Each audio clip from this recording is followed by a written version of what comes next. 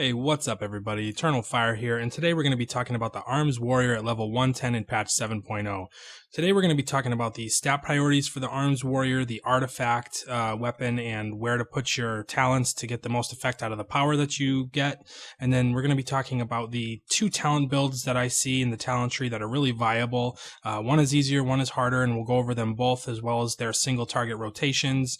And also we're going to be covering the AoE rotation as well. With that said, let's take a look at the stat priorities. First, the stat priorities are going to be mastery. You want to have stack as much mastery as you can for your Arms Warrior. Increases the damage of your Colossus Smash by 41% and causes it to increase damage you deal to the target by an additional 41%. So not only does your mastery increase the damage of Colossus Smash initially, but it also increases the damage that you deal while the Colossus Smash debuff is active on your target. So that's really, really big. And then you're going to go to strength. So it's going to be mastery and strength, versatility, and then haste, and lastly crit. So that is what you want to do for your stat priorities right there. Okay, on to the artifact weapon. First and foremost, let's talk about the relics. Just go with the relic that has the highest item level. Don't so much worry about the talent that it buffs right now. Just, if you have a really good talent that it buffs, but then you get one that's, 20 item levels higher, go with that relic, even if it buffs something that you don't really prefer. So first we're going to have Warbreaker. That's your instant ability on a 1-minute cooldown. Stomp the ground, causing a ring of corrupted spikes to erupt upwards, dealing shadow damage and applying the Colossus Smash effect to all nearby enemies. So there's two situations you can use this in. You can use this to buffer the fact in single target DPS that Colossus Smash isn't proccing from Tactician. So Tactician is a passive ability. You have a 0.05% chance per rage spent to reset the remaining cooldown on Colossus Smash and Mortal Strike. So you want that to proc as much as you can. Sometimes it procs all the time and it's great. Other times you just cannot get it to proc. So this is something you can use to fill in those gaps every minute. You can pop Warbreaker, apply the Colossus Smash buff to your enemy, and continue doing decent damage. Outside of the Colossus Smash window, you really don't do that much damage. So it's better to prepare to get into your Colossus Smash window, but I'm getting ahead of myself. So the other situation you can use it in is, say you're going to be doing some big AoE damage with your Blade Storm, which is now just built into the Arms Warrior. It's not a talent anymore.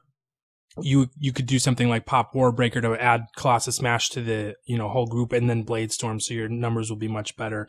And that coupled with Battlecry is really fun to see. Then we're going to move from Warbreaker to Thoradin's Might, Crushing Blows, Will of the First King, Exploit the Weakness, and you want to get Shatter Defenses, which after using Colossus Smash, your next Mortal Strike or Execute gains 30% increased critical strike chance and deals 30% additional damage. So that's just a really nice ability to have. You're going to get to use that often. So from there, once you get Shattered Defenses, you're going to go to Crushing Blows, Tactical Advance, Precise Strikes, and then to Corrupted Blood of Zakaz. So for 5 seconds after activating Battlecry, Stromcar radiates shadowy energy, causing all of your attacks to deal an additional 20% damage as shadow over 6 seconds. So when you pop your Battlecry, and in one of the builds, you're going to be using Battlecry very often, less than a minute on the cooldown. When you pop Battlecry and you dump all the damage you can, 20% of that damage is going to come back as shadow damage. So that's really, really huge. So once we get the Corrupted Blood of Zakaz, we're going to go to Many Will Fall, and then to Focus in Battle, which increases damage dealt by Colossus Smash by 25%. So that's a huge buff to Colossus Smash, which is one of your main abilities. So then we're going to move to Unending Rage and Void Cleave. When Cleave strikes at least 3 targets, Stromcar releases a burst of void energy, dealing shadow damage to all nearby enemies. So it's a nice little buff to your Cleave ability when you hit more than 3 targets or more, and it just does some extra AoE damage. At that point, once you get from Shadow Defenses to Corrupted Blood of Zakaz and Void Cleave, you're just going to kind of fill in the blanks as you see fit.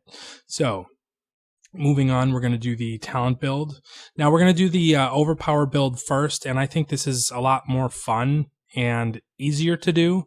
So we're going to talk about the talents for this build first. First, you have Overpower. It's an ability. It does physical damage, cannot be blocked, dodged, or parried, and has a 60% increased chance to critically strike. So say your crit is 20%, this ability has an 80% chance to crit. That's what that would mean. So it has a built-in 60% increased chance to crit. All your melee attacks have a chance to activate Overpower. So just using your abilities can activate Overpower. So you could get it all the time. You could get it sometimes. Then we're going to move down here, and unless you need a CC, Double Time is going to be the best in all situations. It just gives you an extra charge of your charge ability. And then we're going to move down here, and I take Avatar. You could take Fervor of Battle, which buffs Whirlwind by 30% increased damage to your primary target. But I'm going to stick with Avatar, and it's just a 20-second cooldown damage cooldown, and you deal 20% increased damage for those 20 seconds. Also removes all roots and snares. So then we're going to have Bounding Stride. It just increases your mobility and reduces the cooldown on Heroic Leap. And then we're going to go to In for the Kill. Now, In for the Kill is a passive. Mortal Strike generates 20 rage when used against targets that are below 20% health. So when you get in your execute window, you spend all your rage on execute, you spend all your rage on execute, and then you can start using Mortal Strike as well as your white damage to generate rage now, so you can get essentially more executes in faster. So it's a really easy ability to use. There's not much to it, and that's how you do it. Just your white hits now and your Mortal Strike and execute range generate rage. Outside of the execute window, your Mortal Strike does not generate any rage. So that's what that ability is. And then Trauma, Slam, and Whirlwind now cause the target to bleed for 20% additional damage over 6 seconds. Multiple uses accumulate increased damage. So in this build for single target, we're going to be using Slam as a filler, and in this build, we're also going to be using Whirlwind as our AoE filler. So that's what that's going to look like, and there's nothing you got to do with it. You're just going to be using your filler abilities, and it's going to be putting a bleed on the target. And then lastly, we have Opportunity Strikes.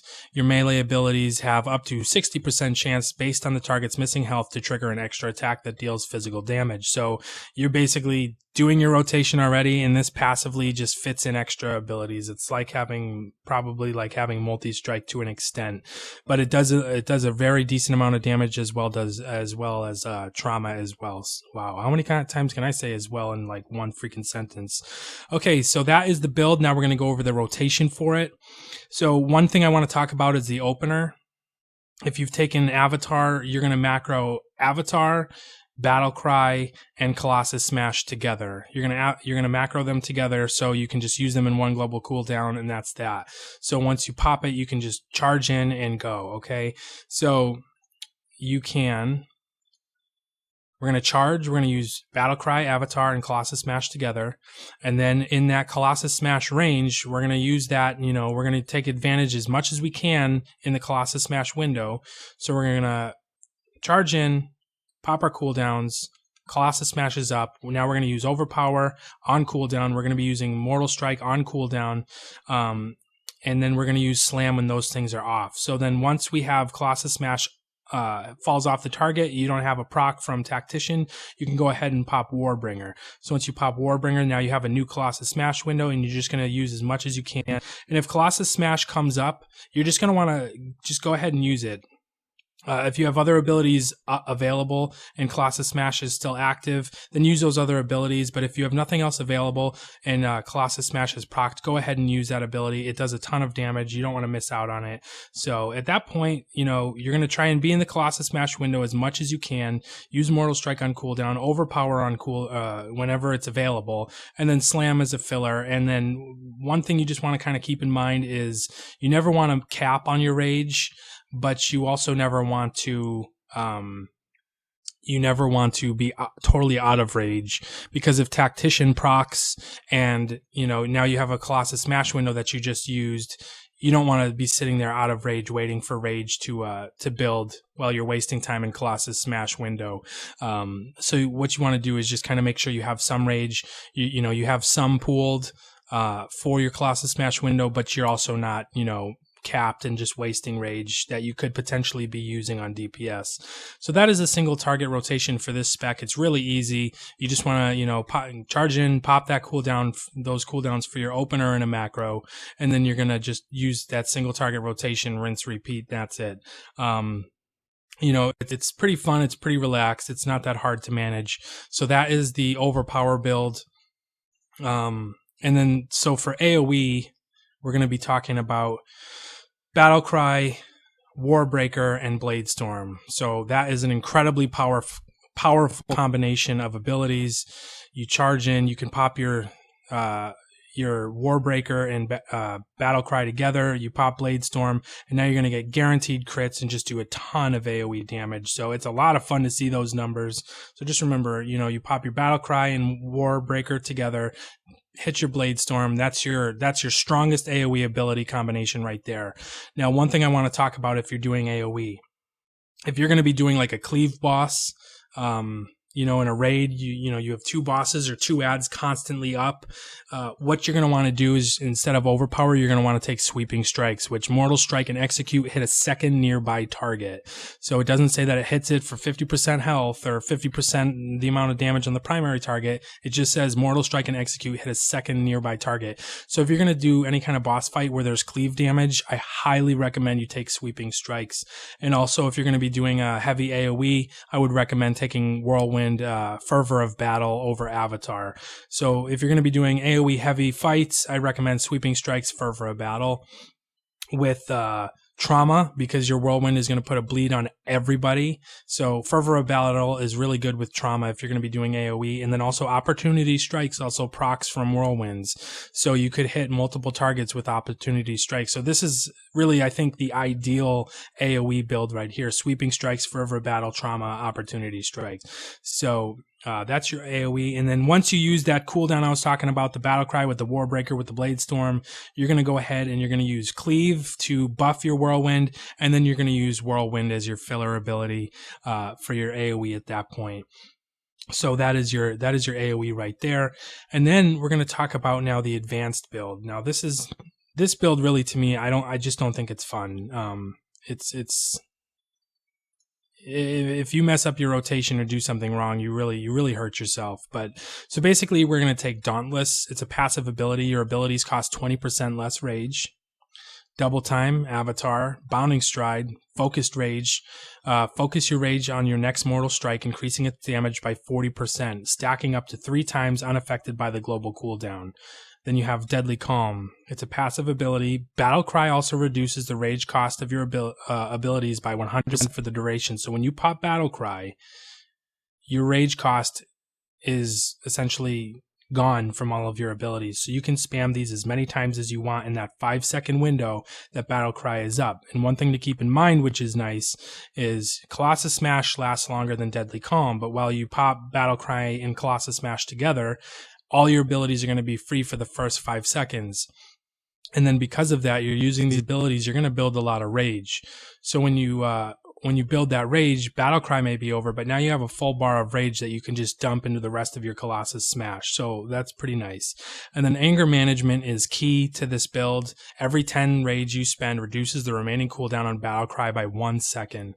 So you want to use as many battle cries as you can during a boss fight. And that is pretty much the key to this, because not only are you going to be reducing cooldown of Battlecry every 10 by 1 second every 10 rage you spend in this build, but while Battlecry is active, everything is free.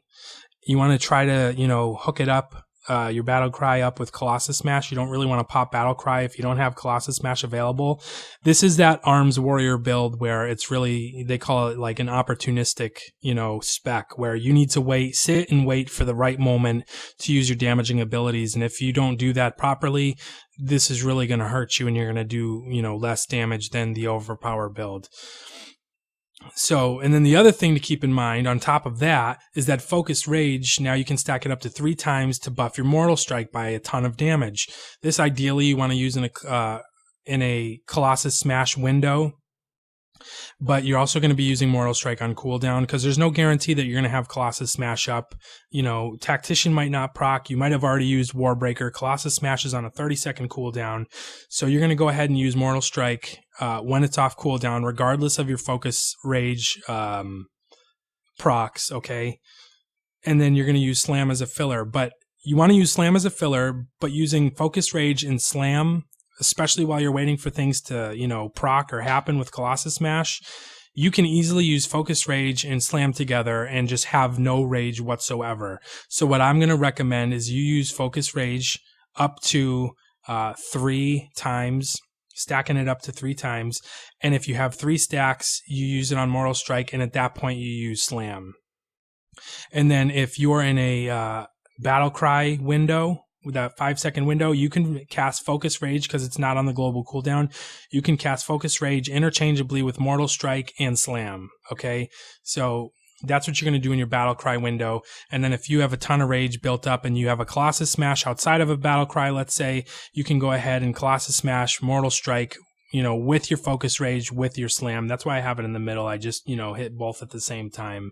You could macro that together as well. So what this is going to look like is we're going to charge in. We're going to pop the same cooldowns that we did in the Overpower build. So your opener is going to be the same for both builds. And so we're going to charge in, pop our cooldowns. Now we're going to use Focus Rage interchangeably with these because they're free anyway. We're going to use that Colossus Smash again. And you're just, you know, adding Focus Rage, so you're getting more out of your Mortal Strike. And as you can see, Battlecry is already like almost 20 seconds until the cooldown is up. So that's the window we're talking about. And as you see, I'm doing a lot more damage initially than I was in the other build. So that is the build, but this is where it can get hard, is where you're now stacking Focus Rage and you're low on rage, but we already have another window, so we're going to take it. And you're just going to, you know, take those windows. You really got to keep an eye on those cooldowns, but this build really does do a lot of damage if used properly. So just remember, Focus Rage is not on the global cooldown. Battlecry reduces, when you take Deadly Calm, it reduces all the rage cost of your abilities by quite a lot. And never forget that you have Warbreaker to add another Colossus Smash up. So that is kind of this build. I can talk about it until I'm blue in the face, but unless you really practice with it, and I'm still definitely not mastered at this spec, but until you really practice with it, it's going to take some getting used to, but that's okay. Practice with it, because out of all the specs that I've seen, this is the one that does do the most damage. You just need to do it correctly or you're not going to get it right. So that is my Arms Warrior guide right there. We have two different specs. We have some great AoE abilities. I think the artifact weapon talent tree for the Arms Warrior is probably the most fun out of the different warrior specs. I hope you guys enjoyed the video. I know it was a long one, but there was a lot to go over with the Arms Warrior, as I don't think it was the easiest spec to pick up and play, especially depending on the build you take. So leave a like if you liked the video, comment and subscribe. Thanks for watching. I'll see you on the next one.